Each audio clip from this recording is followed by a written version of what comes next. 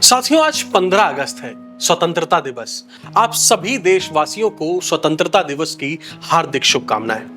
लेकिन आज मैं आपसे आजादी की एक ऐसी बात करना चाहता हूं जिस पर शायद हमें हर साल सिर्फ कुछ मिनट नहीं बल्कि पूरे दिन सोचने की जरूरत है। क्योंकि सवाल सिर्फ इतना नहीं है कि हमें आजादी कब मिली थी, बल्कि सवाल यह है कि आजादी मिलने के 79 साल बाद हमने उस आजादी को कितना समझा है और उसे बचाकर रखने के लिए हम क्या कर रहे हैं। 1947 में हमें आजादी मिली थी, लेकिन आजादी कोई ऐसी चीज तो है नहीं जो एक बार मिल गई फिर हमेशा के लिए सुरक्षित हो गई। आजादी को हर पीढ़ी को संभालना पड़ता है, बचाना पड़ता है और उसके मायने समझने पड़ते हैं। सुभद्रा कुमारी चौहान की पंक्तियां याद आती हैं कि खूब लड़ी मर्दानी, वो तो झांसी वाली रानी थी। इन पंक्तियों में सिर्फ रानी लक्ष्मीबाई की वीरता नहीं है, बल्कि उस दौर के करोड़ों लोगों के भीतर मौजूद आजादी की वो तड़प दिखाई देती है जिसके लिए न जाने कितने लोगों ने अपना जीवन तक न्यौछावर कर दिया। हमारा भारत तो बहुत विशाल है। यहाँ अलग अलग भाषाएं हैं, अलग अलग वेशभूषाएं हैं, अलग अलग परंपराएं हैं और अलग अलग खान पान भी है। लेकिन जब तिरंगा आसमान में लहराता है तो ये सारी विविधताएं एक पहचान में बदल जाती है। हम भारतीय हैं और शायद यही हमारी सबसे बड़ी ताकत है। रविंद्रनाथ ठाकुर ने जिस भारत का सपना देखा था उसमें मनुष्य का मस्तक ऊंचा हो, ज्ञान स्वतंत्र हो और दुनिया ऐसी हो जहां इंसान डर और संकीर्णताओं की दीवार में कैद ना हो। लेकिन आज हमें खुद से पूछना चाहिए, क्या हमारे विचार सच में स्वतंत्र हैं? क्या हर व्यक्ति बिना डर के अपनी बात कह सकता है? क्या हर बच्चा अपनी क्षमता के अनुसार शिक्षा प्राप्त कर सकता है? क्या समाज में जाति, धर्म, भाषा और दूसरे भेदभाव आज भी हमारी सोच को बांट नहीं रहे?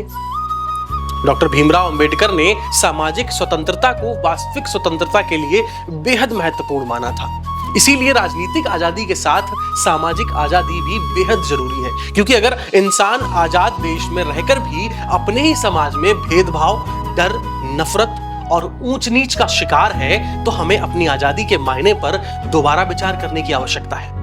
और आज जब देश में विकसित भारत की बात हो रही है तो यहां भी तो हमें एक सवाल पूछना चाहिए, क्या विकसित भारत सिर्फ बड़ी बड़ी इमारतें, चौड़ी सड़कों और नई टेक्नोलॉजी व बढ़ती अर्थव्यवस्था से बनेगा? नहीं, विकसित भारत तब बनेगा जब देश का नागरिक भी अपनी जिम्मेदारी समझेगा, जब हम सब सड़कों पर कूड़ा फेंकना बंद करेंगे, जब सार्वजनिक संपत्ति को हम अपनी संपत्ति समझेंगे, जब हम इस देश के कानून का सम्मान करेंगे, जब किसी की जाति देखकर उसका मूल्य तय नहीं करेंगे, जब धर्म के नाम पर नफरत फैलाने के बजाय इंसान को इंसान समझेंगे, जब भाषा हमारे बीच दीवार नहीं बल्कि संवाद का माध्यम बनेगी, जब असहमति को दुश्मनी नहीं समझा जाएगा और जब हम ये समझेंगे कि देश सिर्फ सरकार से नहीं बनता, देश हमसे भी बनता है। रामचंद्र शुक्ल की एक बात आज विशेष रूप से याद आती है कि राष्ट्र केवल मनुष्यों से नहीं बनता, राष्ट्र अपनी नदियों से बनता है, अपने पर्वतों से बनता है, अपने जंगलों से बनता है और अपने पेड़ पौधों व प्रकृति से बनता है। इसीलिए आजादी का एक अर्थ ये भी है कि हम अपनी नदियों को बचाएं, जंगलों को बचाएं, पर्यावरण को बचाएं और आने वाली पीढ़ियों के लिए स्वच्छ हवा और साफ पानी छोड़ना भी हमारी जिम्मेदारी है। आज दुनिया युद्ध और संघर्ष के दौर से गुजर रही है। ऐसे समय में भारत की आजादी हमें यह भी सिखाती है कि समस्याओं का रास्ता हमेशा टकराव से नहीं निकलता। बातचीत, समझदारी, सहमति और शांति से भी रास्ते हो सकते हैं। आजादी का मतलब सिर्फ अपनी बात कहने की आजादी नहीं है, आजादी का मतलब है दूसरे की बात सुनने की क्षमता भी रखना। आज हम तिरंगा फहराएंगे, राष्ट्रगान गाएंगे, देशभक्ति के गीत सुनेंगे, सोशल मीडिया पर स्वतंत्रता दिवस की तस्वीरें लगाएंगे। ये सब बहुत जरूरी है, लेकिन इसके साथ एक काम और करिए, कुछ मिनट अपने आप से सवाल करिए, आजादी के लिए जिन लोगों ने बलिदान दिया था, क्या हम उनके सपनों का भारत बना पा रहे हैं?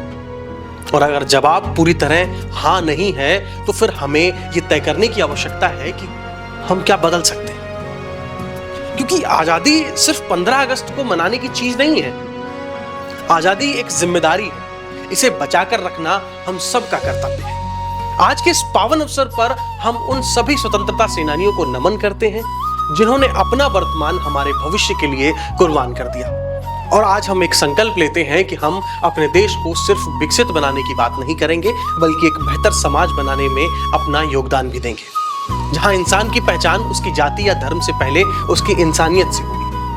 जहां हर बच्चे को आगे पढ़ने का अवसर मिलेगा, जहां प्रकृति सुरक्षित होगी, जहां विचारों में स्वतंत्रता होगी, जहां विविधता में एकता सिर्फ किताबों की बात नहीं होगी बल्कि हमारे व्यवहार का हिस्सा बनेगी।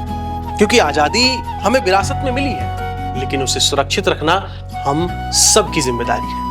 और इसी संकल्प और इसी भावना के साथ न्यूज फीड की ओर से आप सभी देशवासियों को एक बार पुनः स्वतंत्रता दिवस की हार्दिक शुभकामनाएं। जय हिंद, वंदे मातरम।